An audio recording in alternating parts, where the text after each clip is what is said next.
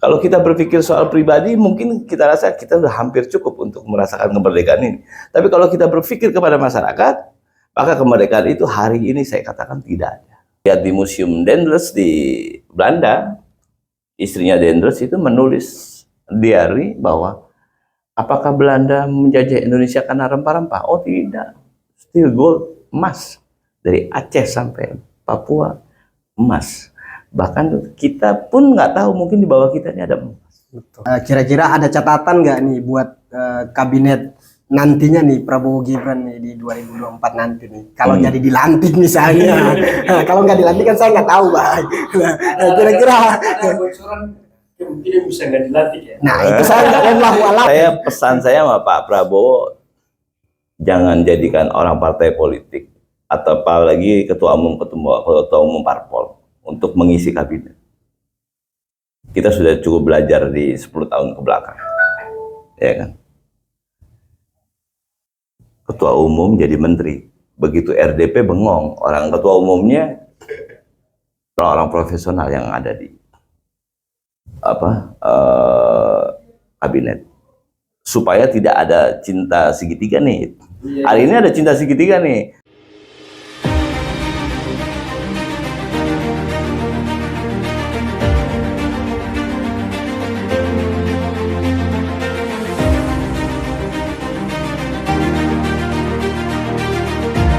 Hidup susah, jangan bikin gampang. Kawan-kawan Majelis Proklamasi, kembali lagi di Paradigma. Hari ini tentu masih dengan kondisi kemerdekaan. Kita akan berbincang-bincang tentang bagaimana Indonesia masuk pada HUT kemerdekaan yang ke-79 tahun.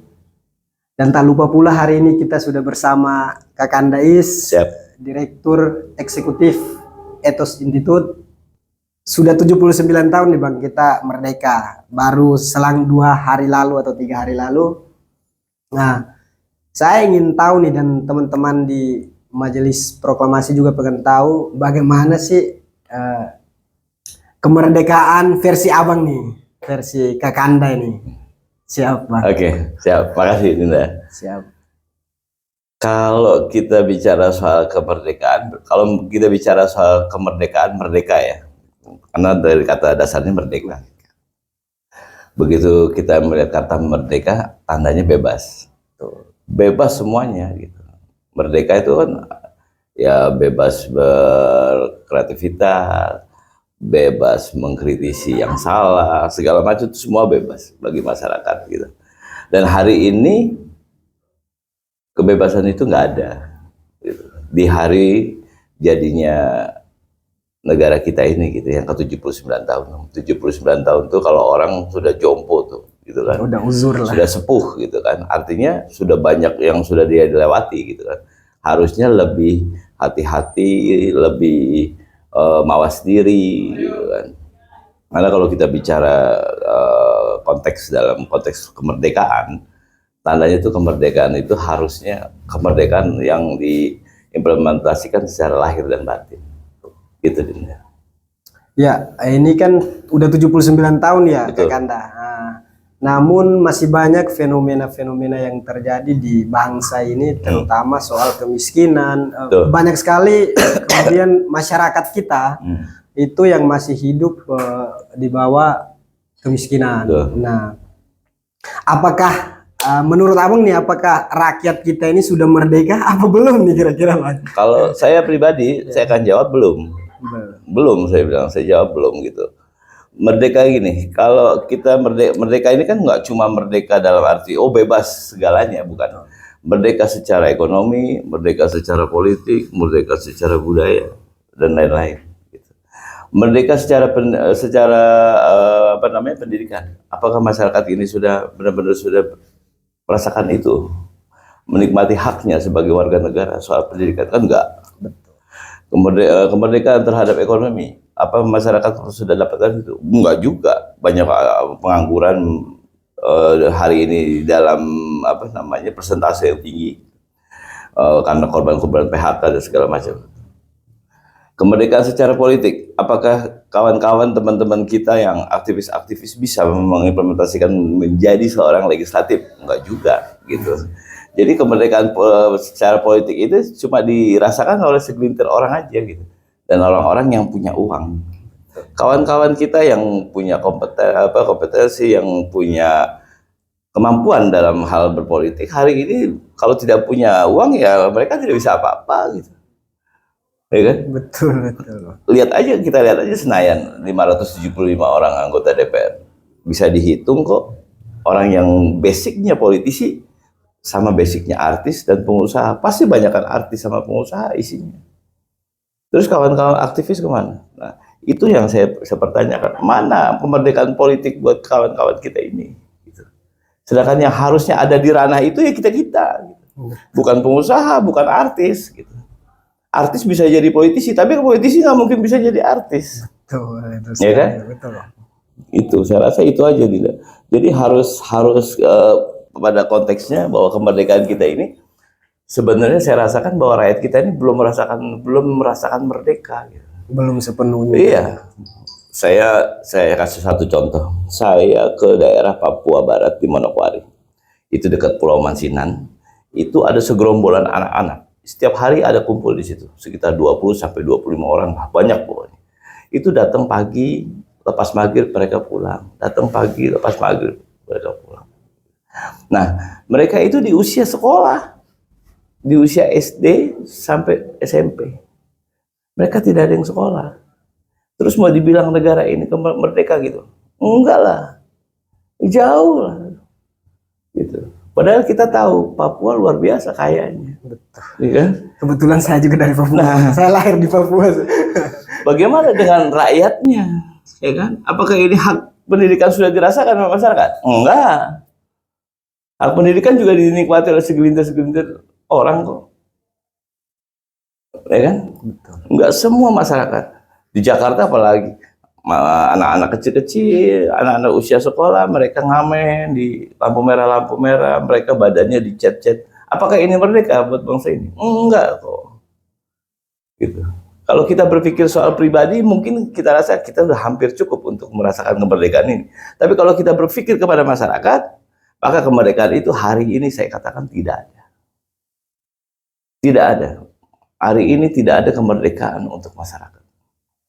Kemerdekaan berpendidikan, kemerdekaan berekonomi, kemerdekaan berpolitik, maupun kemerdekaan berbudaya. Seru sih kalau kita maknai kemerdekaan ini secara menyeluruh ya. Nah, memang benar Bang, seperti yang tadi Kakak Anda sampaikan bahwa memang masyarakat kita itu masih terbilang kehidupan kita itu di bawah angka kemiskinan yang cukup jauh sekali. Nah, bangsa ini kan dulu kalau kemerdekaan ini kan tidak terlepas daripada peran pemuda. Namun sekarang ini kan apa sih peran pemuda menurut Abang yang Abang lihat nih? Kira-kira seperti apa peran pemuda di masa ini nih? Ya, kalau kita bicara soal suksesi ya, kita feedback ke belakang ya. Kalau kita bicara soal suksesi dari zaman Soekarno ke Soeharto ke reformasi ya, itu semuanya ada peran pemuda di situ. Dan di situ ada peran kelompok-kelompok mahasiswa di situ. Ya, dari eranya Soekarno dulu, terus ke Soeharto juga tumbang di 98 gitu kan. Itu ada peran-peran anak muda. Sebenarnya peran anak muda ini sebelum kemerdekaan juga ada. Budi Utomo segala sudah ada perannya gitu. Besar.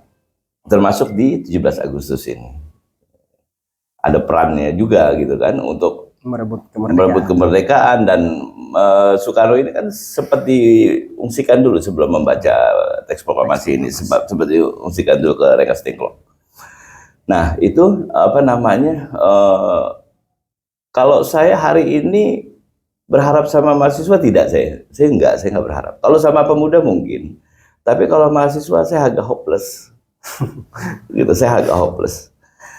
Saya nggak berharap banyak dengan mahasiswa gitu. Ya biarlah nanti mungkin mengalir aja seperti air gitu kan. Semoga teman-teman mahasiswa, adik-adik mahasiswa, karena mereka nih dibilang kaum intelektual ya, Dinda ya. Harusnya mereka lebih cermat dibanding kita gitu. Harusnya lebih cermat. Oh kondisi bangsa ini seperti ini. Oh negara ini sedang tidak baik-baik aja. oh bangsa kita ini susah sekolah, oh bangsa teman-teman kita ini susah kerja. Oh teman-teman kita yang jadi aktivis, ikut LK1, LK2 nggak jadi apa-apa gitu. Kalah sama artis di kabupaten, di kota kalah, di provinsi kalah, apalagi DPR RI. Gitu. Nah ini harusnya menjadi menjadi sorotan teman-teman mahasiswa gitu, bahwa ini harus dikritisi gitu. Sebenarnya ini bukan domainnya pengusaha, ini bukan domainnya artis masuk ke dalam ini gitu. Ini kawan-kawan aktivis yang harus mengisi parlemen itu gitu. Harusnya gitu, karena teman-teman aktivis ya, kita lah aktivis ini yang lebih paham gitu kan. Lihat aja, kalau kita lihat deh, kalau isinya pengusaha dan artis, ya beginilah negara ini gitu.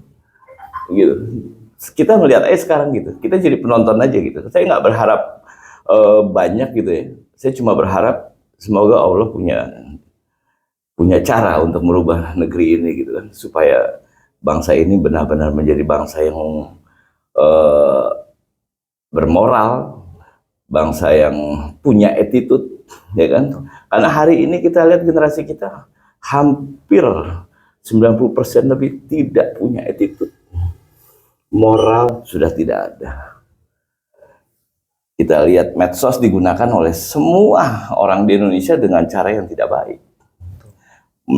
Mengumbar aib, segala macam seperti itu. Mempertontonkan kekayaan sehingga menimbulkan kecemburuan sosial yang jumping ya, yang tinggi. Itu buat saya udah tidak benar gitu. Kalau kita pikirkan diri kita sendiri, atau saya pikirkan diri saya rasa saya cukup saya. Tapi kalau saya memikirkan anak bangsa ini, saya memikirkan teman-teman kita ini, saya rasa hari ini kita harus tetap berjuang untuk melakukan perubahan. Bagaimana ada yang namanya kecenderungan kalangan pengusaha dengan kalangan artis dalam mengisi jabatan-jabatan publik, dan akhirnya kita menilai sekarang ini seperti yang Abang bilang tadi. Sebenarnya Abang melihatnya apa sih dampak yang paling terasa ketika jabatan itu cenderung diisi oleh kalangan pengusaha dengan artis? Apakah kemudian jangan sampai semua kebijakan dikomersil karena tradisi? Betul. Nah, itu mungkin yang Adik pengen tahu juga. Betul Dinda. Kalau pengusaha kan orientasinya profit dong, gitu kan, profit dong. Termasuk saya khawatir di parlemen nanti dia buat regulasi yang kira-kira menguntungkan mereka dong. Tidak menguntungkan rakyat loh ya. Mereka memang di parlemen wakil rakyat. Oh tidak, mereka wakil parpol kok. Bukan wakil rakyat. Kata siapa wakil rakyat? Orang rakyat masuk di parlemen itu susahnya setengah mampus. Iya, silakan aja masuk coba. Masyarakat dari daerah mana gitu ya, atau dari wilayah-wilayah Dinda ya, iya, dari timur, masuk ke Senayan. Apa mudah? Enggak. Padahal kita tahu bahwa mereka adalah yang gaji adalah kita, masyarakat. Kalau dalam bahasa kasarnya, mereka ini jongosnya rakyat kok. Bukan jongosnya partai kok.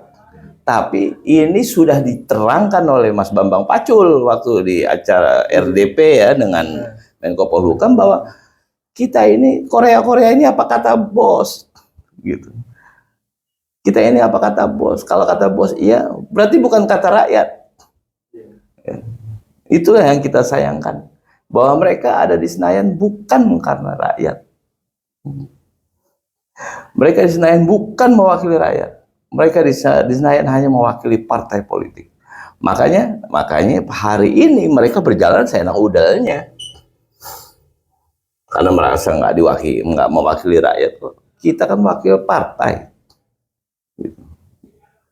Nah, pengusaha ada di dalam juga begitu. Apabila ada amandemen undang-undang atau ada revisi apapun bentuknya soal regulasi, pasti yang ditentangkan bagaimana regulasi itu menguntungkan mereka, bukan menguntungkan rakyat kok. Orderan gitu. Oh iya, pastinya lah. Makanya saya bilang saya agak sedikit hopeless gitu sama parlemen saya. Kita nih saya hopeless, sama pemuda saya hopeless. Makanya ya saya menunggu aja keajaiban Allah ini. Mungkin Allah nanti yang bisa merubah bangsa ini. Gitu. Karena kan cuma Allah yang mampu menggerakkan hati dan pikiran manusia. Ya kan? Kita manusia nggak bisa. Kita demo setiap hari di Senayan juga belum tentu digubris. Digubris. Betul. Betul. Tapi kalau Allah yang kasih mereka peringatan, pasti mereka sadar. Peringatan ini bentuknya apa? Saya nggak tahu. Macam-macam kan. Entah bencana, entah apa, kita nggak tahu. Tapi itu peringatan dari Allah bahwa kalian salah. Kalian zolim sama rakyatnya. Itu. Saya rasa itu. Berarti nih Bang, dari misalnya karena ini yang dilihat banyak sekali kebijakan kemudian tidak, istilahnya banyak sekali nggak menguntungkan rakyat. Betul. Yang tadi yang seperti Bang bilang bahwa ada kemiskinan, harusnya ini kan peran-peran ini juga bisa dimainin di DPR. Betul. Tapi kelihatannya hampir 1 dekade ini juga agak diam DPR, nggak berfungsi. Betul. Nah, maksudnya kira-kira dari fenomena ini berarti kita bisa melihat bahwa DPR ini bermasalah. Apa setuju soal itu? Saya setuju. Saya setuju. Bukan 100% saya setuju. Saya setuju 1000%. Iya. Karena diisi oleh para pengusaha Dan apa artis. tadi? Artis. Artis. Ini harus dirubah, Pak. Oh iya dong, harus. Itu. Nggak ada politisi mau main sinetron, nggak ada. Nggak ada politisi yang tiba-tiba jadi pemain musik, rekaman, bikin grup band hebat gitu. Nggak ada. Kita nggak pernah terpikir untuk itu. Tapi kan hari ini artis sinetron, artis pemain musik, semua berlomba-lomba pengen jadi politisi. Pada pintar acting tuh. Oh, kan? Mereka berlomba-lomba pengen jadi politisi, kan lucu gitu, ya kan? Padahal ini bukan domainnya mereka. Ini bukan wilayah mereka. Sudahlah kalian berkarya untuk bangsa ini lewat ini. Gitu. Ya kan? Kayak artis-artis zaman dulu kan dedikasinya tinggi tuh. Ya, artis kalau kita lihat artis zaman dulu sama sekarang jauh, Dinda. Betul. Karena artis zaman dulu itu dedikasinya tinggi. Mereka memang seniman. Gitu. Mereka tidak punya orientasi soal kaya segala macam gitu. Makanya banyak artis-artis kita, penyanyi-penyanyi tua ya zaman dulu, mereka hidupnya lihat aja, susah. Meninggal rumahnya di gang. Padahal mereka luar biasa. Gitu. Seniman benar-benar gitu. Dan semua Indonesia tahu bahwa mereka itu seniman. Kalau ini kan tidak hari ini. Baru main 2 sinetron sudah pakai Alphard. Iya, ya. Benar nggak? Rumahnya udah 3 lantai. Iya, semuanya. Dan ada medianya yang namanya apa namanya untuk musik tuh, berita-berita musik, berita-berita selebriti gitu kan. Ya kan? Mereka udah disebutnya selebriti gitu. Aktif lagi. Iya, ya kan? Nah, dan itu ada newsnya gitu, ada beritanya seputar mereka gitu. Gaya hidup mereka, mereka bercerai, mereka belanja segala macam, semua dipublish ke publik gitu. Apa ini baik buat publik? Saya rasa enggak ada edukasinya kok. Masa publik dikasih edukasi seperti itu? Dimotivasi suruh jadi artis gitu, kan nggak mungkin gitu. Ada yang pamer mobil di tengah masyarakat lagi banyak kesusahan. Betul. Kan ini jumping, Dinda. Jumping banget. Dan ini apa ini harus dibiarkan? Ini harus kita stop. Kita harus ada di dalam barisan untuk merubah bangsa ini. Gitu. Abang melihatnya ada masalah budaya di sini. Ada apa? Masalah budaya enggak? Oh, ada. Sangat ada. Dulu zaman saya sekolah, Dinda, itu SD ya. Itu ada mata pelajaran namanya budi pekerti, Dinda. Zaman saya SD.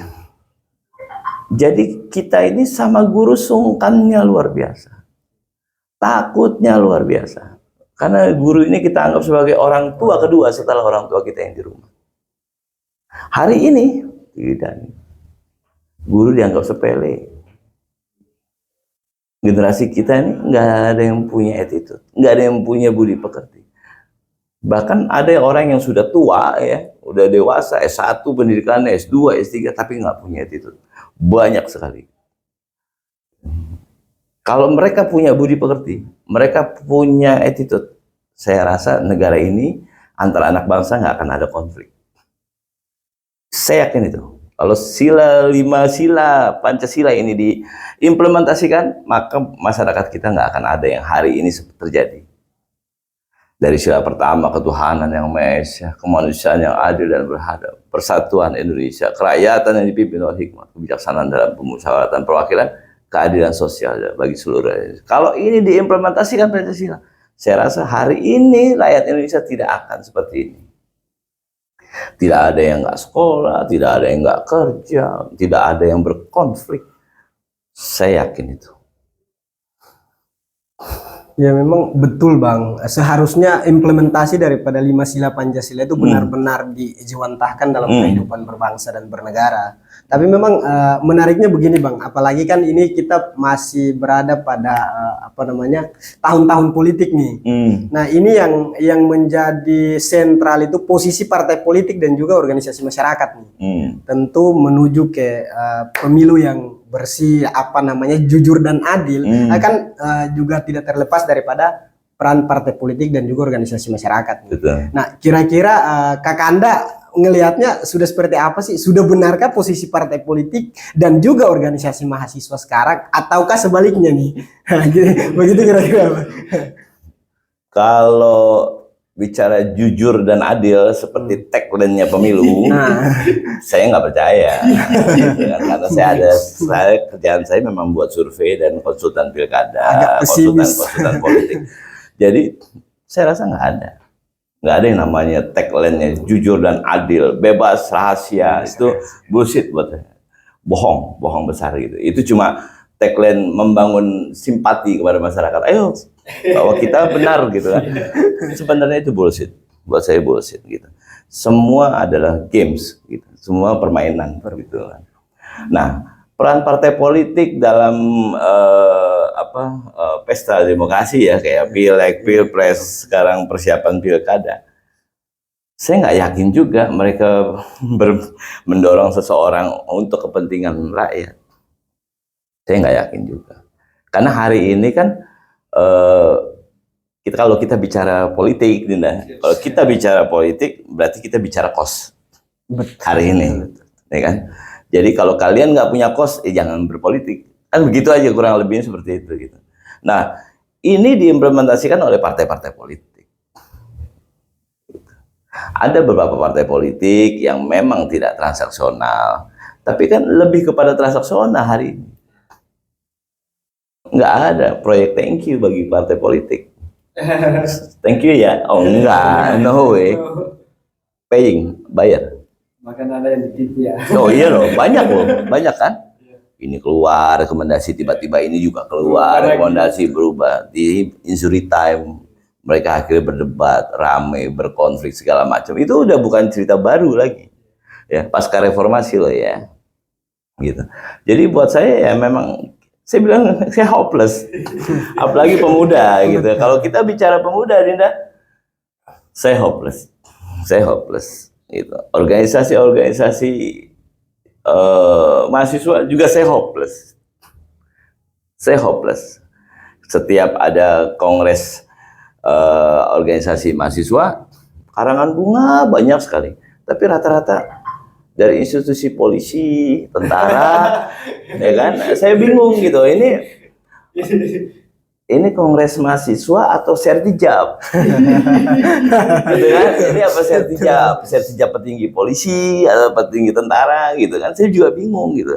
Tapi kok banyak karangan bunga gitu kan? Saya nggak habis pikir gitu kan. Nah ini yang perlu kita border gitu, harus kita batasi gitu. Bahwa mahasiswa ada sekelompok anak muda ya, yang harus kita biarkan untuk melakukan suatu tindakan-tindakan kritis seperti itu gitu. Tidak bisa mahasiswa ini kita track, nggak boleh. Betul. Zaman Soeharto juga saya ngalamin gitu. Saya alamin zaman Soeharto gitu. Mahasiswa ada yang di track, ada yang dijadiin ya ABC, tapi sebagian juga banyak yang melawan gitu. Sehingga yang tracking, yang di track ya, atau kalau bahasa jahatnya cepu gitu ya. Kalau yang jadi cepunya ini sama yang enggaknya banyakan yang enggaknya. Bisa berimbang pada tiga. Iya, Pak, itu bisa berimbang. Nah, kalau hari ini cepu semua kan repot. Nah, kita berharap sama siapa? Iya, sudah tidak ada. Paling setiap tahun kita nyanyi lagu Indonesia Raya. Kalau misalkan ulama yang kasih karangan bunga barangkali masih bisa. Sebenarnya juga bukan ranahnya beliau gitu kan, bukan ranahnya beliau. Pada bangga nih ketika dikasih karangan bunga. Nah, atau betul. Harusnya yang mengasih karangan bunga di organisasi-organisasi partai mahasiswa adalah orang-orang partai politik. harusnya. Iya dong, karena bagaimanapun juga nantinya mereka akan berpolitik. Itu match tuh. Ketua umum partai A mengucapkan selamat berkongres untuk ini. Nah, itu masih match. Lah kalau Kapolda mengucapkan itu apa korelasinya? Kapolres apa korelasinya? Jangan-jangan Kapolda ikut LK1, Bang. Nah, itu yang harus kita pertanyakan gitu, ya kan? Mau begini terus bangsa ini? Mau seperti itu terus generasi kita? Ya sudah selesai. Gitu. Saya pernah buat survei nih, Dinda. Saya pernah buat survei. Ada 20 anak yang kita hadirkan, yang kita datangi secara spontan gitu ya. Anak ini levelnya kuliah, SMA, SMP. SD enggak ya. Dari 20 anak yang kita datengin, langsung kita tembak. 20-20-nya tidak hafal Pancasila. 20-20-nya tidak hafal lagu Indonesia Raya. Terus bangsa ini kita bilang merdeka? Enggak. Dulu kalau tahun 45, tahun 50, kita tanya anak kecil, tahu dia lagu Indonesia Raya. Dia tahu Pancasila pasti. Karena apa? Karena rasa nasionalis kita sudah nggak ada hari ini. Banyak orang yang nggak cinta sama negeri ini sendiri, sama negeri ini sendiri. Mereka cuma keruk aja hartanya, tapi mereka nggak cinta sama negeri. Iya, benar, Bang. Memang lagi-lagi kalau bicara soal apa yang ditemukan bahwa memang banyak anak sekarang, apalagi kan pelajar, mahasiswa yang kemudian itu dia tidak bisa menghafal Pancasila, ini kan udah kurang sekali nih ya, istilahnya. Kita juga punya lembaga apa namanya yang sekarang disebut Badan Pembinaan Ideologi Pancasila, itu juga harus merumuskan dan mensosialisasikan Pancasila sampai ke masyarakat bawah, harusnya. Betul, Bang, ya. betul. Cuman kan yang kita lihat kan Nggak ada. benar, Bang. Nggak ada. Harusnya BPIP. Betul. BPIP itu harusnya mengedukasi, masuk ke kampus, ke sekolah-sekolah dasar. Karena sekolah dasar itu adalah paling utama. Setelah itu di level SMP, SMA, kampus-kampus mengedukasi soal Pancasila segala macam, ya kan? Harusnya mereka seperti itu gitu, bukan bicarain soal paskibraka berhijab. Betul kan? Itu bukan wilayahnya BPIP gitu. Ini kan ramai kemarin kan, ketua BPIP bicara soal hijab, paskibraka berhijab. Ini kan bukan wilayahnya gitu. Kadang-kadang, nah yang bukan wilayahnya mereka masuk nih hari ini gitu. Ini masuk sana. Nggak punya urusan kali, Bang, ya. Mungkin udah habis urusannya, akhirnya dia ngurusin orang. Saya rasa itu. Nah, saya rasa itu gitu. Atau menutupi urusan dia yang besar, akhirnya dia ambil yang kecil-kecil gitu. Dia cawe-cawe gitu kan. Saya rasa itu. Ya kan, apalagi kan sekarang ini ramai sekali tuh Kakanda apa namanya, kalau dibilang itu apa, menuju Indonesia Emas 2045. Tapi kan kalau dari apa yang kemudian disampaikan tadi kan, saya pribadi saya pesimis, Bang. Untuk menuju Indonesia Emas 2045 itu jangan-jangan kita nggak siap, Bang. Betul. Nah, kira-kira apa nih formulanya agar supaya kita siap gitu loh, sebagai pemuda, mahasiswa, dan tentu juga untuk partai politik. Intinya kan kita harus mempersiapkan seluruh elemen bangsa untuk menuju ke 2045 tadi yang disebut Indonesia Emas tadi. Nah, kira-kira seperti apa nih ke depannya, Bang? Sebenarnya perjuangan panjang menuju Indonesia Emas, karena membentuk pribadi setiap warga negara Indonesia menjadi setiap warga negara yang cinta tanah air. Hari ini jauh dari itu. apalagi mau menuju Indonesia emas, ya kan? Indonesia perunggu juga ngap-ngapan, benar nggak? Jangan, Tembaga doang. betul dong, ya kan? Dibentuk dulu sumber daya manusia, karena itu ada di lagu Indonesia Raya, salah satu baitnya lagu Indonesia Raya. Bangunlah jiwanya, bangunlah badannya. Nggak mungkin bangunlah badannya, jiwanya nggak ada. Jiwa dulu mesti. Jiwa dulu, bangunlah jiwanya, bangunlah badannya. Kalau hari ini keadaan seperti ini, tandanya pemimpin kita nggak pernah dengar lagu Indonesia Raya. Berarti harus dibangun dulu mereka ini. Dibangun dulu jiwanya, baru bangun badan. Masa badannya dulu, jiwanya nggak ada gimana? Kosong loh. Kalau jalan, DPR ini harus dibangun dulu. oh iya dong, bangunlah jiwanya, bangunlah badannya. Nah, itu membentuk sumber daya manusia yang cinta tanah air. Seperti Cina aja kan, revolusi budaya Cina. Seperti itu yang membuat masyarakat Cina hari ini, wah cinta banget, cinta tanah air. Ya kan? Bahkan tentara Cina adalah tentara terkuat di dunia. Hari ini loh ya. Tentara Cina adalah tentara terkuat di dunia. Karena ya dibangun dulu dengan itu. Kalau sumber daya manusianya baik, sumber daya manusianya hebat, saya rasa kita nggak perlu tenaga asing. Ya kan? Untuk membangun infrastruktur dari Wujud, Aceh sampai Papua, nggak perlu. Karena sumber daya manusia kita hebat-hebat. Bagaimana kita pakai tenaga asing? Oh iya, itu karena nggak pernah dengar lagu Indonesia Raya. Saya bilang, kalau dengar lagu Indonesia Raya, maka dia akan cerna. Oh, bangunlah jiwanya, bangunlah badan. Pasti dia akan bangun dulu sumber daya manusianya. Begitu kuat sumber daya manusianya, baru dia akan bangun apa yang dia mau. Mau infrastruktur, ya kan? Pembangunan secara pendidikan, pembangunan secara politik, pembangunan secara budaya, semua terlibat. Pembangunan secara ekonomi, semua berjalan. Makanya saya selalu pesan dengan kawan-kawan yang maju jadi bupati, wali kota, gubernur, klien-klien saya. Saya cuma pesan sama mereka, tolong perbesar anggaran untuk pendidikan dan kesehatan. Karena disitulah titiknya untuk membentuk sumber daya manusia kita. Bukan ke PUPR, ya kan? Bukan ke yang lain-lain, bukan. Pendidikan dan kesehatan. Begitu sehat masyarakatnya, anak-anaknya pintar, selesai sudah. Terjawab semua. Saya rasa itu. Iya, betul Bang, karena yang sekarang kita lihat ini kan badannya doang dibangun nih. Jadi bangunan doang dibangun tapi jiwanya Nggak ada. pendidikannya nggak dibangun. Itu yang Betul, masalah Bang. betul. Gimana kita mau sama kayak Cina yang revolusi budaya, kita revolusi mental aja nggak jalan Oh Bang. iya, kita nggak bisa, kita nggak bisa. Revolusi mental ternyata mentalnya bukan tambah baik kok, tambah babak belur. Betul, Benar? betul.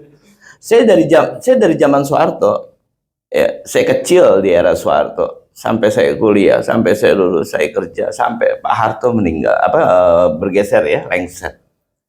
Saya belum pernah, saya zaman Pak Harto melihat orang dipotong-potong.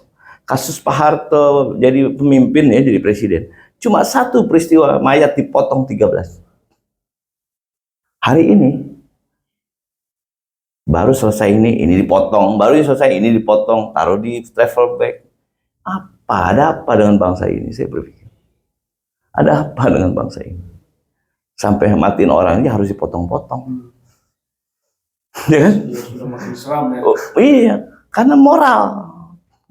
Hari ini negeri ini sedang krisis semua kok. Ya krisis moral, krisis apresiasi. Kita nggak punya apresiasi nih. Udah hebat-hebat, dapat medali ini, hari ini dibangga-banggain. Seminggu juga lupa kok. Bener nggak? Ya karena memang kita nggak punya itu. Kita krisis semua kok. Ya apresiasi, ya krisis moral, semua kita berkrisis gitu. Kita lihat aja. Kita nggak punya simpati kepada orang yang ada di sekitar kita. Itu krisis buat saya gitu. Krisis. Kalau saya jadi pemimpin, saya naik mobil, tiba-tiba ada orang susah, saya turun. Saya tanya, ada apa dengan negeri ini? Kalau saya pimpin kok masih ada yang susah? Kalau saya jadi pimpin, masyarakatnya harus nggak boleh susah. Buat saya nggak susah. Kenapa? Dari Sabang sampai Merauke adalah kekuatan sumber daya alam kita yang luar biasa.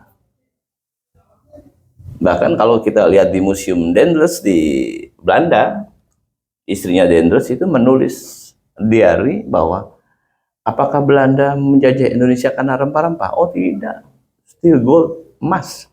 Dari Aceh sampai Papua, emas. Bahkan kita pun nggak tahu, mungkin di bawah kita ini ada emas. Betul. Apa Belanda karena rempah-rempah? Berarti di buku sejarah bohong dong. Emang bohong. Yang nulis ini istrinya Dendels loh. Jenderal Dendels. Yang bikin jalan Anyar Panarukan. Ya kan? Ini istrinya yang buat. Ya kan? Kenapa sih Belanda pengen banget jajah Indonesia? Pengen banget Indonesia. Ya still gold, emas. Bukan rempah-rempah. Rugi dong. Bukan rempah-rempah. Hari ini masih berjalan? Masih. Freeport? Masih. Masih banyak perusahaan asing yang ngeruk harta kita kok. Di sini. Terus hari ini kita bilang merdeka? Oh, enggak, saya bilang jauh. Merdeka apabila semua hasil alam yang ada di Indonesia dari Sabang sampai Merauke adalah menjadi haknya masyarakat, haknya rakyat, itu baru merdeka. Saya yakin kok kalau ini digunakan dipergunakan dengan baik untuk kepentingan rakyat, saya yakin hari ini rakyat, anak-anak kita nggak ada yang nggak sekolah. Hari ini kawan-kawan kita nggak ada yang susah bayar kuliah. Hari ini teman-teman kita nggak ada yang susah untuk kerja.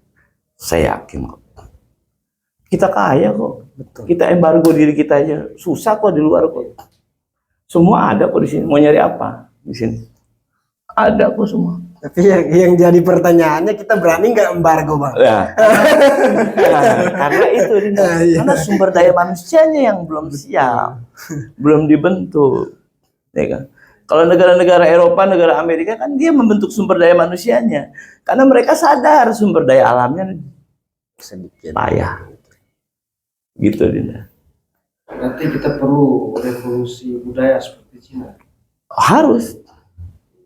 Revolusi budaya di Cina kan yang mati banyak tuh, jutaan yang mati karena menentang itu. Tapi hasilnya kan good, hasilnya bagus.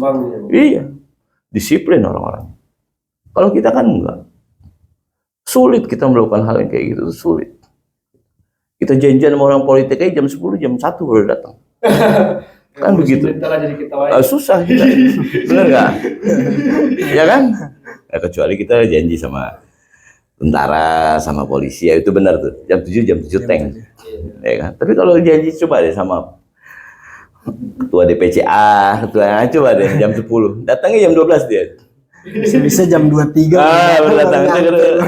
Ya kan? Tanpa mengucapkan maaf ya, saya telat. Enggak, mereka nggak ada gitu. Itulah saya bilang gitu. Saya orang di atas kan. Dia merasa oh gue yang dibutuhkan gitu. Sebenarnya bukan masalah dibutuhkan apa yang atau membutuhkan, bukan. Ini kan masalah attitude. Saya bilang kembali lagi itu. Saling menghargainya. Betul. Gitu. 1 jam, 2 jam kita tunggu, nggak datang. Kalau saya tinggal. Ngapain saya buang-buang waktu? Gitu kan. Karena ini kan mengurus satu pekerjaan gitu. Pastinya gitu kan. Saya rasa itu gitu. Nah ini Bang, yang terakhir nih Bang. Nah kira-kira ada catatan nggak nih buat kabinet nantinya nih Prabowo Gibran nih di 2024 nanti nih? Kalau jadi dilantik misalnya.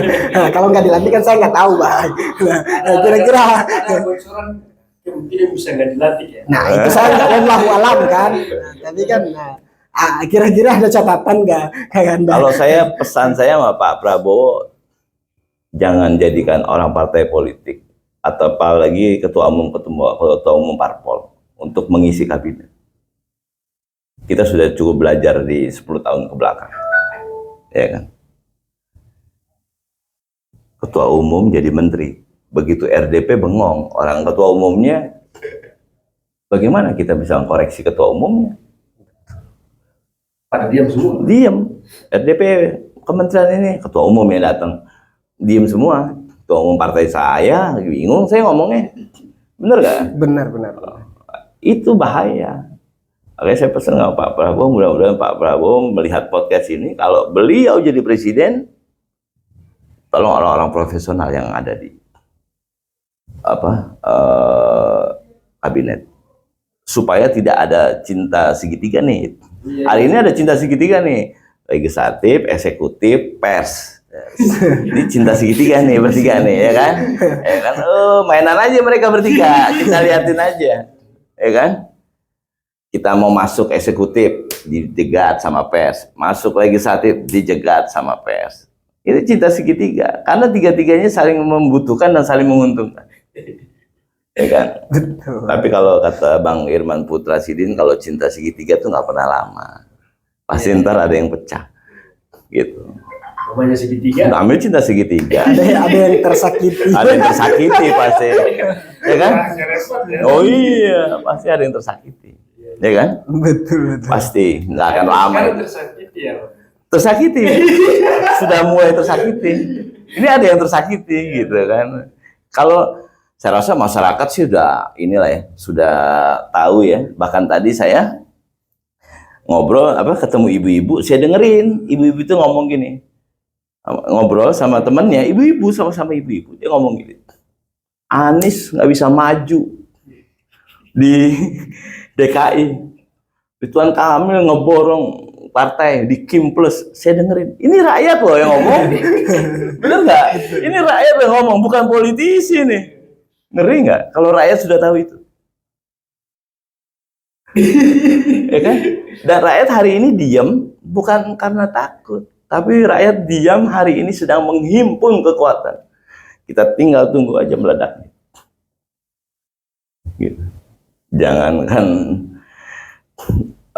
maaf Pak Jokowi gitu, ya kan? Kalau saya ngeliat Pak Jokowi ya biasa-biasa aja. Kuatan Pak Harto kok jauh. Kelihatan Pak Jokowi hebat, kuat ya, kuat kelihatannya ya, karena oposisinya odong-odong. Coba oposisinya kuat. Bukan Pak Jokowi yang kuat, tapi oposisinya odong-odong. Saya rasa itu. Dikritisi, dia pakai undang-undang ITE, dicomotin orang semua satu-satu. Ya kan? Dia punya tuh untuk handle. Ini bahaya.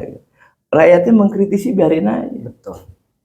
Kecuali rakyatnya nyakitin secara fisiknya itu boleh. Oh, dikritisi biasa aja. Dinamika kok negara kok. Ya kan? Jangan baper, jangan ke negara yang besar. Ya Dinda ya. Rumah tangga aja kita ada beda-beda pendapat loh. Bener kan? Organisasi mahasiswa apalagi. Betul kan? Beda pendapat itu biasa aja. Jangan begitu kita berbeda pendapat, kita buat border gitu. Salah. Gua lagi. Iya, bener nggak? Bahaya kan? Bahaya gitu. Kita tiru Bung Karno lah, sama Nasir, Muhrum. Mereka kalau berdiskusi berdebat mereka, tapi pulang bareng tawa-tawa, bersepeda. Gitu dong. Loh iya dong, harusnya seperti itu. Kalau kita kan enggak. Sekarang beda tol. Hah? Beda tol. Iya bahaya. Oh, lu bukan faksi gue, sikat. Lu bukan faksi gue, sikat. Aku bulu-bulu. Iya. Lo ini mau dibikin apa negara ini? Ya kan? Betul. Makanya saya kalau dengar lagu Indonesia Raya itu saya sedih. Gitu. Saya sedih benar luar biasa. Kalau pahlawan kita masih hidup semua, ngamuk ini sumpah. Dia ngamuk pasti. Mereka sudah korbankan jiwanya, raganya, ya kan? Keluarganya, semua untuk kepentingan Republik ini. Tapi hari ini pemimpinnya sikut-sikutan cari harta. Gimana?